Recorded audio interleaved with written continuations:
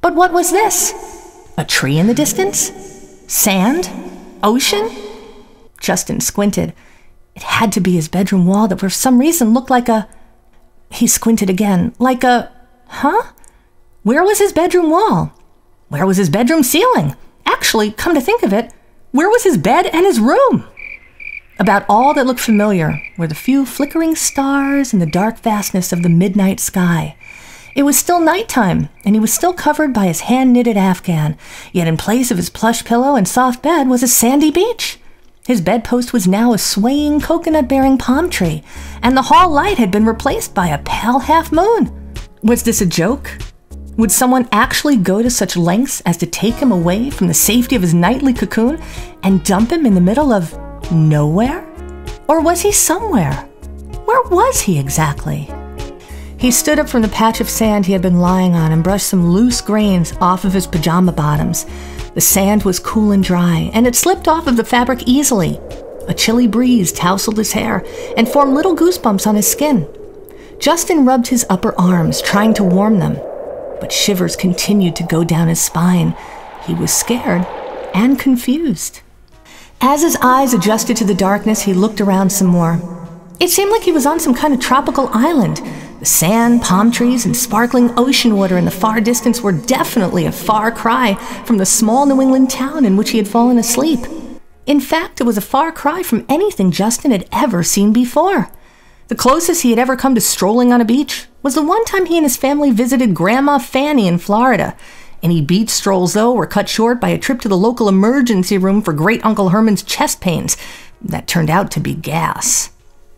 In the distance, Justin could see a dark shadow moving under the branches of a moonlit palm. It seemed to be a kind of animal. Its head was large and smooth and oval, perched on top of a long neck extending into a narrow body. Its torso was at the center of two spindly arms and two very long and thin legs. The creature was simply standing motionless at the base of the tree, with its pointy shoulders hunched forward, its arms draped flat against its body. If any human quality at all could describe this creature, Justin thought it would be sad. It almost appeared pitiful. The black form began to move after staying in a frozen stance for what seemed like an unusually long time. As it started to migrate away from the palm tree, Justin leaped backward behind a huge seaweed-strewn rock. What was it? And whatever it was, did it bite? Ouch! Man, that hurt! Came a squeal from underneath his feet. Startled, he quickly moved off of the unknown source of the cry. You get 3 wishes, dude. A somewhat annoyed voice said from below. Huh? Justin was dazed. What's this? You step on the magic snake, dude, and you get 3 wishes. That's just the way it goes. So what are they? Justin backed slowly away from the rock.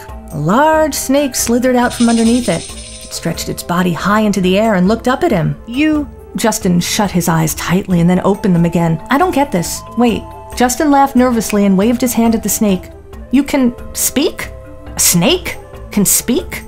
Yeah, right.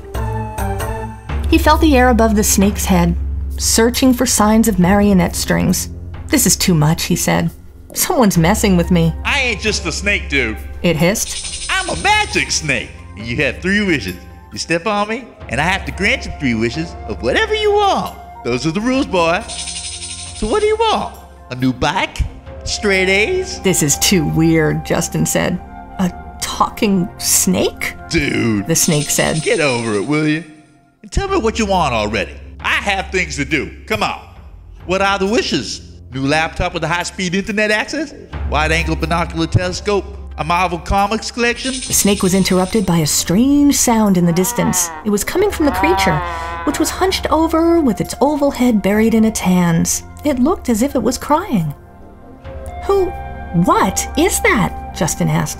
And where am I? What's going on? The snake hissed and wiggled away from the rock. Irvino. Irvino?